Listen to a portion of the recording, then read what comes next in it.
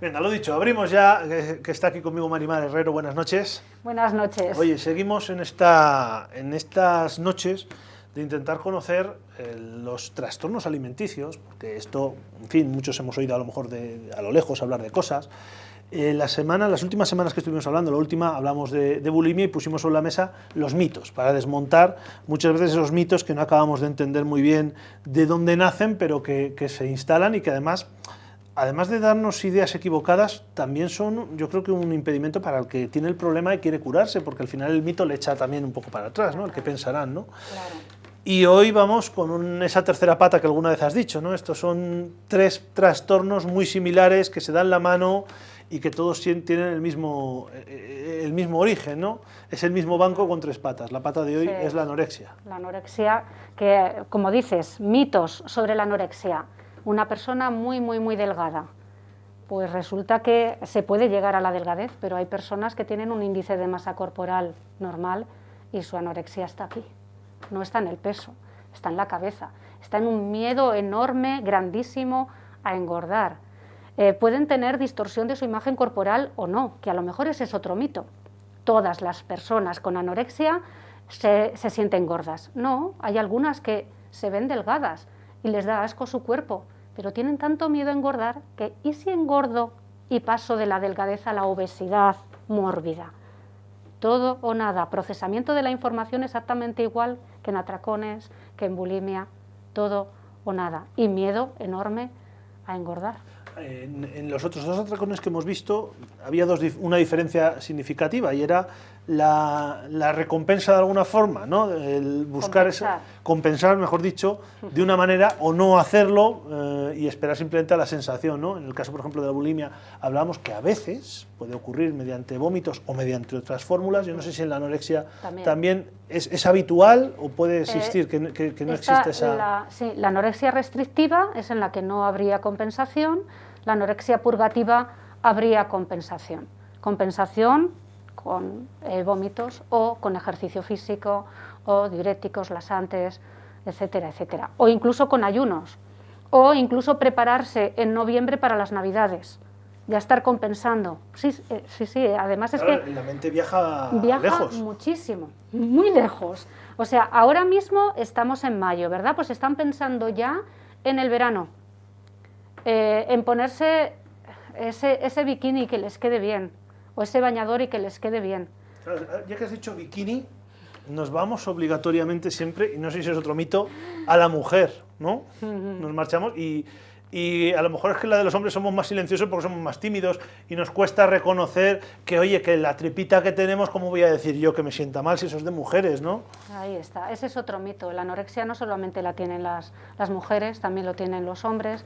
Hace muy poquito que ha salido un cantante, bueno, no sé si es cantante o que participa en un grupo de rap que ha hecho un libro sobre la anorexia en primera persona. Los Chicos del Maíz, me parece que son el grupo. Y él ha escrito precisamente sobre esa anorexia propia que no es muy conocida.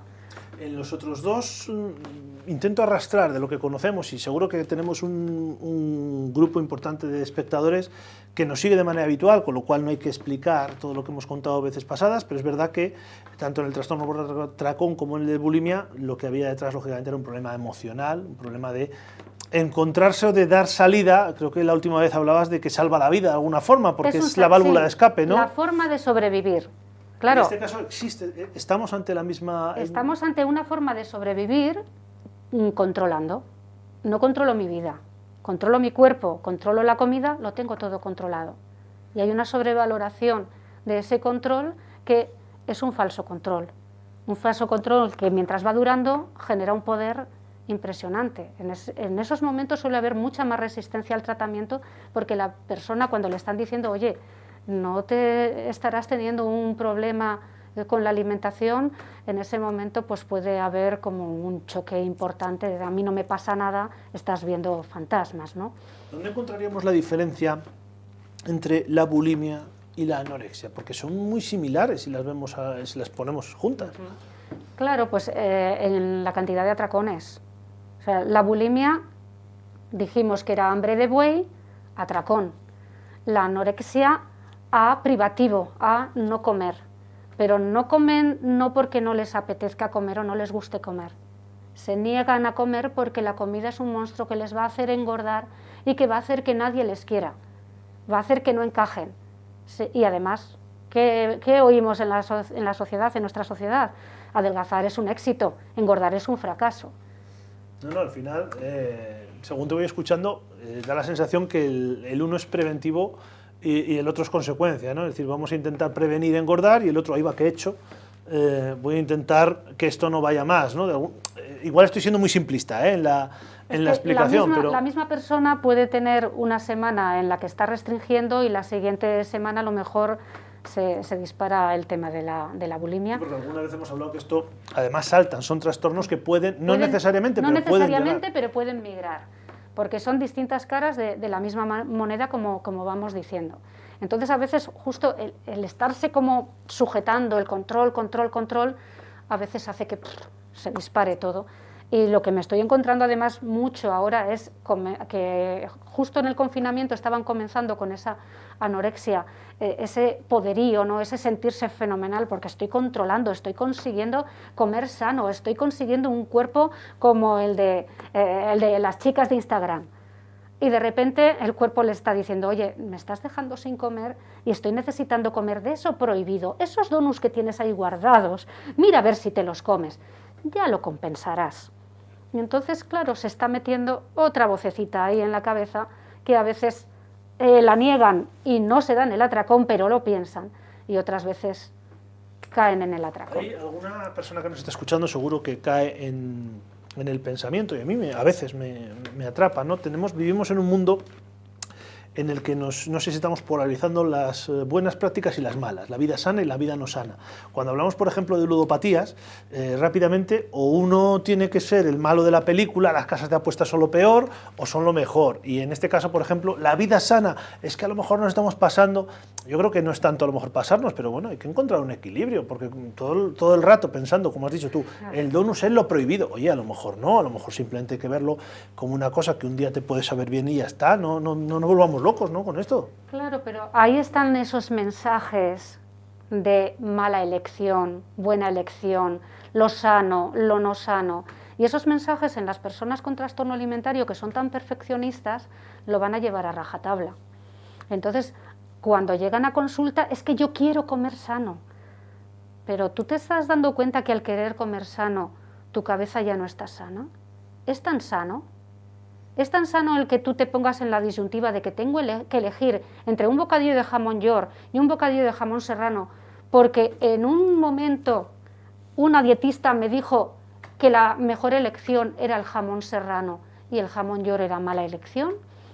Entonces, dependiendo un poco pues de qué haya encontrado, o bien que le hayan dicho, o bien, pues digo, pueden buscar en internet perfectamente y también...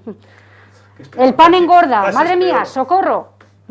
Claro, entonces el problema está en la etiqueta que se está dando a la alimentación, cuando la alimentación es para vivir, no es para engordar o para adelgazar.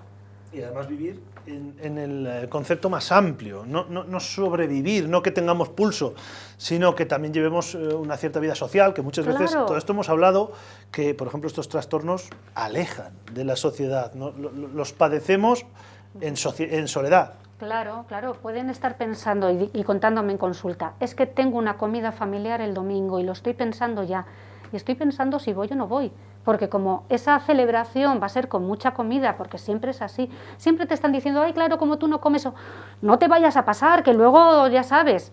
Entonces, el estar pensando continuamente que va a sentirse vigilada, que va a sentirse incluso juzgada y le van a decir cosas, pues para eso no voy. Y a lo que has dicho, así, ¿no?, el preventivo. Si alguien puede estar pensando en noviembre, en Navidad, en esa comida de domingo, dejo de comer hoy miércoles, y así el domingo nadie se entera que tengo un problema, ¿no? Esa es otra. Entonces, claro, preventivamente voy a hacer la compensación y cuando llegue ahí van a estar todos tan contentos porque van a decir, ¡uy, cuánto ha cambiado! Fíjate qué bien, ya está mejor porque come. Ya tenemos otro problema y otro mito. Cuando una persona come no es que esté mejor de su trastorno alimentario, puede ser por muchas razones. ¿O cuánto tiene que aprender la gente, ¿no?, de todo el entorno? Porque al final podemos convertirnos en el problema de alguien que tenga alguna de estas patologías. Al final, el estar muy encima, el estar muy pendientes, el no comas, el come. Alguien que está comiendo mucho le quitamos de comer y sin querer a lo mejor nos estamos llevando a la parte de la anorexia por exceso, ¿no? Por estar constantemente diciendo vas a engordar, vas a... En fin, nos pasamos también sin querer, con toda la buena intención del mundo seguramente, pero... Claro, por eso esas cosas las trabajamos en los grupos de padres, pues cada primer y tercer lunes de mes, donde les contamos esas pautas de intenta no hablar de comida, intenta no hablar de cuerpo, y si lo has hecho no te fustigues, que también somos humanos, ¿no? También normalizar un poco, ¿no? Es decir, cuando alguien tiene un problema de estos y conseguimos, y yo creo que eso sería ya un hito, ¿no? Que el paciente en sí te lo cuente con una cierta normalidad. A lo mejor hay que intentar también normalizarlo, no poner una alarma cada vez que, pues he estado comiendo, ¿cómo? Exactamente. Yo creo que incluso esa normalización es no estar incluso preguntando si has comido, si no has comido, sino que casi la persona está las 24 horas del día pensando en comida y en cuerpo. Vamos a hablarle de otra cosa. Y si en algún momento le podemos encontrar como que está más triste, preguntarle por la emoción. De todo esto siempre te hago la misma pregunta y siempre me responde lo mismo, pero soy así de pesado. En el caso de la anorexia, ¿cómo nos enteramos de que tenemos cerca a alguien que está sufriendo esto? Porque si no es el entorno es muy difícil que den el paso solos o solas. Sí. Entonces, ese entorno, ¿qué tiene que mirar? ¿La comida solo y exclusivamente es la única forma que tenemos de enterarnos de que hay más cosas? Al principio pues puede haber esas formas de dieta, de se van quitando las dulces o se van quitando las grasas, o incluso se van quejando de su imagen corporal. Entonces vas viendo esas cosillas, pero hay algo que es fulminante, el humor. Cambios de humor, pero en el mismo día. Montañas rusas verdaderamente, que ellas mismas no saben ni lo que les pasa. O sea, estas personas te pueden decir, cuando les preguntas el qué te pasa, incluso decirte, es que me pasa nada y me pasa todo. No saber tampoco decirte qué les está pasando, no saber expresar emociones, pero sí regular esas emociones a través del no comer o a través de comer. Y claro, en la anorexia lo que intentan es ese control de no comer. Y cuando comen a lo mejor un alimento que no está dentro de esa elección, van a tener esa preocupación sobre ese alimento. O a lo mejor, nada más comer, empiezan a sentirse hinchados y empieza la preocupación, ¿habré comido mucho? ¿Habré comido poco? Antes, cuando comía todo esto, yo no me sentía hinchado. ¿Por qué ahora me siento hinchado? Y claro. Pero lo primero, y para dejar el alimento, era por quitar el alimento un poco de la ecuación, el cambio de humor, ¿no? Fijarnos también, porque no siempre uno puede estar encima de alguien mirando si come o no come, ¿no? Pero el cambio de humor es significativo. El cambio de humor viene de que muchas veces está faltando nutrición también, o que hay una nutrición que no es la adecuada. Supongo que el aislamiento también, es decir, como otro factor, una persona que en un momento concreto fuera una persona muy sociable y que de pronto no quiere estar, no quiere salir, no quiere ver, son como alarmas, ¿no? Desde luego que es una señal de alarma ya muy fuerte. Ya cuando ya no quieren salir es que ya no solamente puedes estar pensando hay un trastorno alimentario, sino que a lo mejor es que está cayendo ya en la depresión, ya está desmotivado, ya no sale, incluso a lo mejor que te está diciendo que no quiere ir a clase. Y hablas de clase de nuevo. ¿Por qué? Porque el grueso seguramente que atendéis tenga que ver con adolescentes, tenga que ver con chavales, pero es verdad que puede ocurrir, esto no está arreglado, ¿no? Uno dice, tengo 40 años, ya me libro, quieto. No, y además 40 y 80, o sea que esto no está libre nadie. Teniendo todas las papeletas, en el momento en que haya un factor de estrés que te dispare el trastorno alimentario, pues puede ser infancia, adolescencia, juventud, vejez. Claro, me da lo mismo. Lo único que uno necesita para caer en esto es tener emociones y no controlarlas. Al final, eso en principio los seres humanos tenemos emociones. Más que no controlarlas es gestionarlas. Porque si se intentan controlar es precisamente cuando no quieres el que nadie te vea llorar. Ya tenemos una emoción controlada que no te está ayudando. Porque el querer llorar va a ayudarte a liberarte. Por eso también a veces los padres, es que lo estoy viendo llorar, va a estar peor. Déjale llorar que estará mejor. Porque si le estás invalidando esa emoción, además le estás haciendo pensar que no sabe cómo expresar lo que le pasa. Porque como no puede llorar, y es lo que le está apeteciendo, o sea, invalidar emociones no ayuda tampoco. Entonces pueden sentirse invalidados con esas emociones, pueden sentir que no controlan otras cosas, y si me están controlando todo, o sentimiento de que me controlan todo y yo no controlo, Yo sí puedo controlar la comida, yo sí puedo controlar mi cuerpo. Puñetazo en la mesa. Al final también es verdad que es una cosa, en este caso, cuando hablamos de la alimentación, que se puede hacer en lo más recóndito de una casa. Así como a lo mejor otras patologías se requieren de otras personas, otros lugares, uno en un rinconcito sin que le vean en la cama o lo que sea. En el caso de no comer todavía, entre comillas, es más sencillo, porque requiere no hacer algo, con lo cual... No hacer algo y a lo mejor tirarlo. Por ejemplo, hablando de adolescentes, tiran el bocadillo en el recreo. Ahí los profesores podrían estar atentos en cuántos de sus alumnos están tirando el bocadillo, por ejemplo. O sea que también la familia puede detectar, pero el colegio también es un lugar importante de detección. En algún momento yo te he preguntado por prevención, a ver, claro, previenes esto porque nunca sabes ni cuándo ni por dónde te va a venir, ni Claro. si la pauta por la que vas a salir tiene que ver con la alimentación o puede tener que ver con alguna otra patología. Pero, por ejemplo, en el caso de los adolescentes, yo no sé si tú como psicóloga o en el ámbito de los psicólogos echáis de menos quizás una atención, pasar por el psicólogo de manera habitual en esa etapa de instituto para hablar y para normalizar, que luego parece que cuando vemos psicólogos o hablamos de psicólogos en la edad adulta, al psicólogo algo le pasa, algo chungo hay. Claro. Y a lo mejor en ese momento donde las emociones, en esa adolescencia, es una bomba de emociones, a lo mejor ahí no estaría de más que esto se implantase como algo normal, ¿no? Claro, pues es No otra... sé, yo pregunto tonterías a lo mejor, ¿eh? No sé. No, pero ¿por qué no, además del equipo de orientación, que pueda estar el psicólogo que pueda intervenir? De todas formas, yo llevo desde 2004 haciendo prevención en los institutos y en esa prevención detectamos un montón de casos que al principio eran muy poquitos y conforme fue pasando el tiempo se iban conociendo más y además algunos incluso unidos al acoso escolar. Una forma de escapar a algo que no le cuentas a nadie, ¿no? Te están haciendo cosas, no quieres que el malo sepa que lo has acusado, ¿no? Y entonces la preparamos. Claro, entonces dentro de la prevención ya trabajamos con ellos, primero que nos cuenten qué idea tienen sobre los trastornos alimentarios, segundo, si saben cómo ayudar a una persona con trastorno alimentario, tercero, entrar en los factores de riesgo, y entramos en el factor de riesgo de la insatisfacción corporal y entramos en el factor de riesgo del acoso sobre el peso. Y desde ahí les vamos hablando a los alumnos como a veces, algunos a lo mejor pueden pensar que es de broma, que les están insultando de broma. Y claro, no están dándose cuenta de que al otro le están haciendo sentir muy mal. Pero claro, el otro, si tiene baja autoestima, encima pensará, claro, es culpa mía, como estoy gordo. Claro. Aunque no lo esté, porque he tenido el caso de dos chicas hace mucho, mucho tiempo que tenían un índice de masa corporal delgado y las estaban llamando gordas, ellas se lo estaban creyendo y estaban tirando los bocadillos.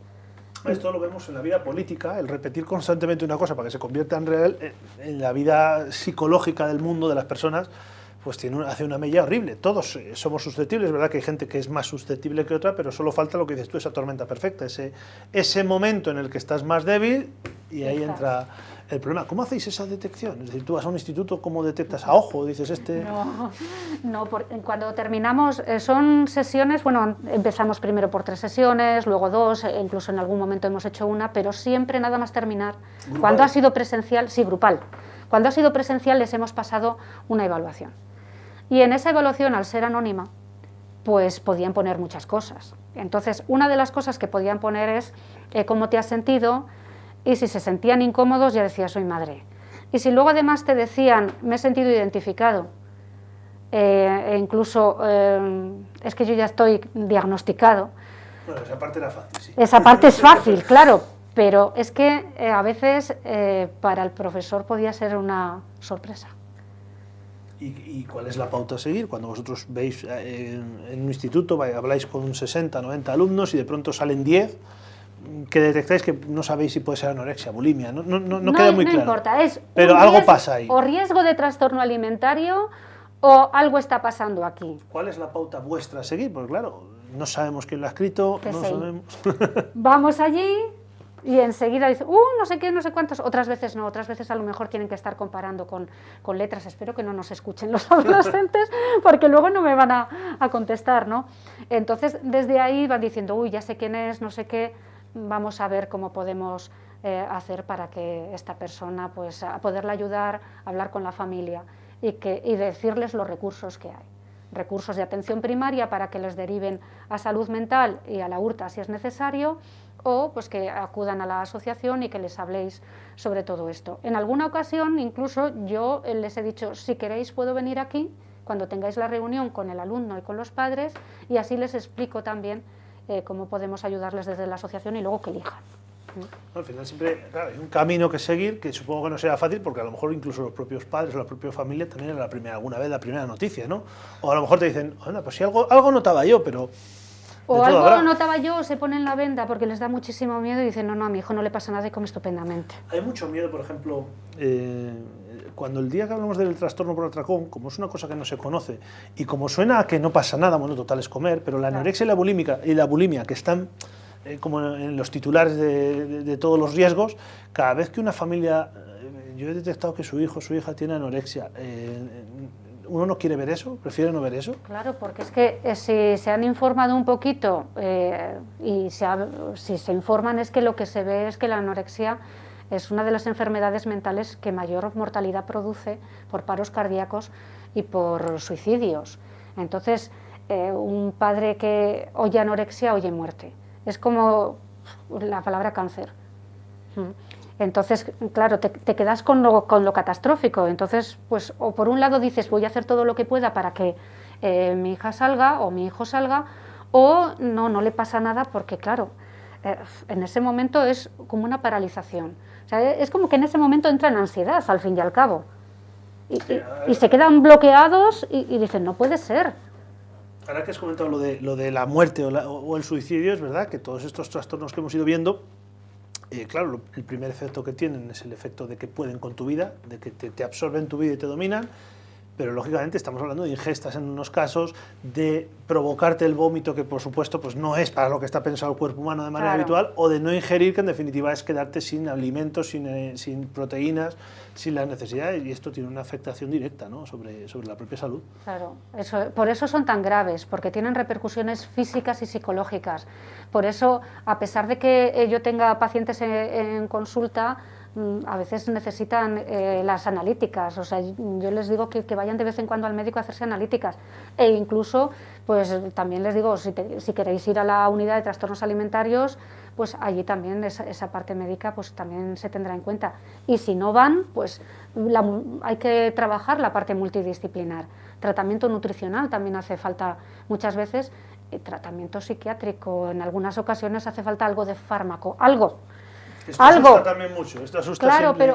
Pero no mucho, porque a veces si nos pasamos un poquito ya no tenemos a la persona para poder trabajar en condiciones. O sea, es que sea esa ayuda para que esa persona pueda tener un poquito de estabilidad emocional y puedas trabajar con ella, porque si lo que está ocurriendo es que esa estabilidad emocional no mejora, pues eso no está ayudando. Entonces, habría que cambiar la medicación y probar. Lo de la analítica, y por ejemplo en la anorexia, igual hago una comparativa y me dices que estoy completamente equivocado, pero bueno, según me van surgiendo cosas, yo me la juego, a veces me juego a que me respondan que no sé por dónde voy.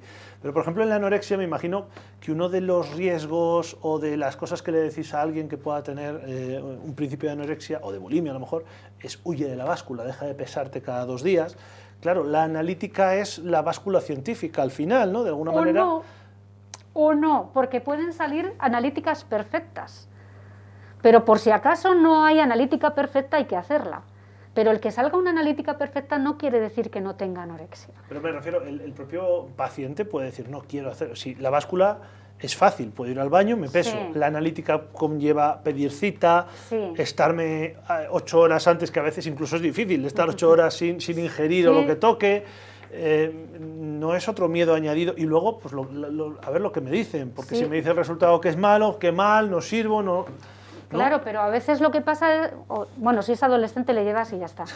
Entonces, ¿cuál es el problema? Que cuando al adolescente le dicen, uy, tu analítica es perfecta, se cree que la analítica está diciendo no tienes anorexia.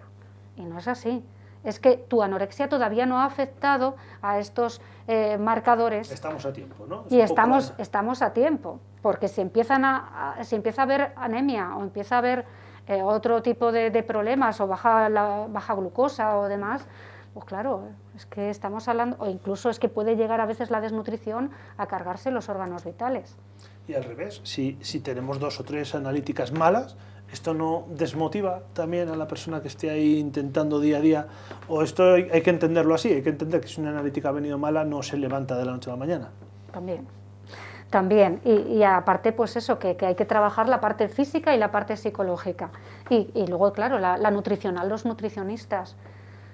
Nutricionistas que sean de verdad, o sea, que no sean intrusos, ¿eh? No de estos que hablábamos la última vez, que aparecen por internet vendiéndonos motos. Oye, me has traído lectura, que sí. ahora me va mal leer, ¿vale? Vale, no pasa nada. Pero cuéntame porque has escogido, no has traído 3 títulos que te apetecería que tuvieras en casa, sino que tienen sentido. Los he cogido de la asociación Niños Perdidos de María Casas. María Casas pues contactó con nosotros para contarnos que había hecho este libro y que quería ayudar a personas que habían sufrido trastorno de la conducta alimentaria porque ella había salido de él.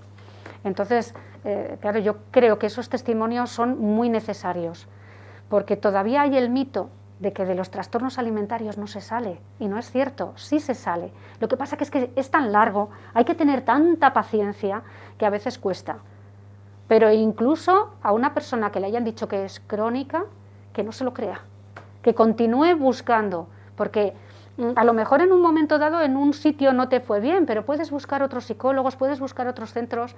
Hay muchos centros en España también, pues muchos privados también es verdad, pero la salud no tiene precio y yo creo que se puede probar. Hay que buscar la salida, hombre, hay ejemplo, ¿no? Ahí está el hay ejemplo de... Ella salió. Y fue el primer testimonio que llegó. Este es Niños Perdidos. Voy a utilizar tu cámara para ponerlo aquí, que mis compañeros sí. lo cojan. Niños Perdidos, además es que ella empezó con 8 años, muy pequeñita. Esto, claro, parece difícil de entender, ¿no? Que con 8 años, cuando uno todavía parece que no tiene capacidad suficiente para saber qué es bueno o qué es malo, si tengo que comer o no, ¿es habitual o esto es raro, ¿no? Que empiece alguien a tan tierna edad. Pero se empieza. Pero ocurre.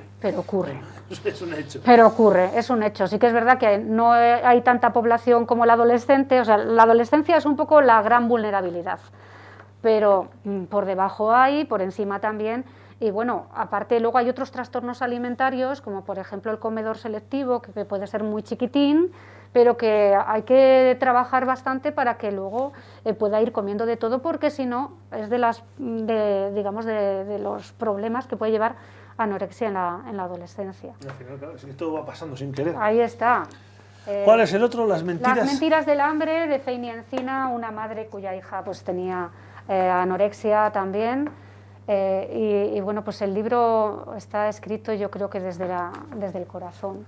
Y claro, pues cuenta pues cómo una madre sufre día a día con su hija, pero además de sufrir, buscar todas las soluciones posibles para que su hija salga del problema. Entonces, toda una luchadora. Lectura recomendada, y corrígeme si me equivoco, mejor para los familiares, peor para los que lo están sufriendo, porque a lo mejor se sienten todavía más culpables y pueden ver que tontos no son, que saben que hacen daño, ¿no?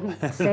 Bueno, lo de las lecturas para los afectados sí que a veces puede ser un poco problemático, entonces casi mejor que se curen primero y luego lean. Y luego lean, ¿no? Sí. Pero en este caso, pues eso, a lo mejor esas familias que creen que es una situación particular y a lo mejor, oye, no sé si es el mal de muchos, pero ver que otros han pasado por ahí.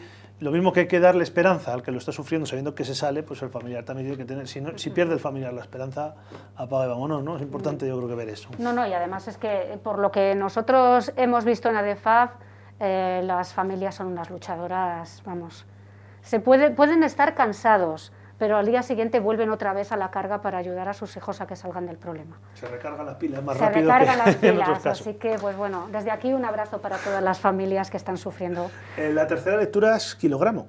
Kilogramo, un chico, Negu Carlson, que pasó también por el trastorno alimentario, también curado, que también es importante. Este caso también es significativo. No habíamos tenido nunca un chico que presentase un libro en la asociación.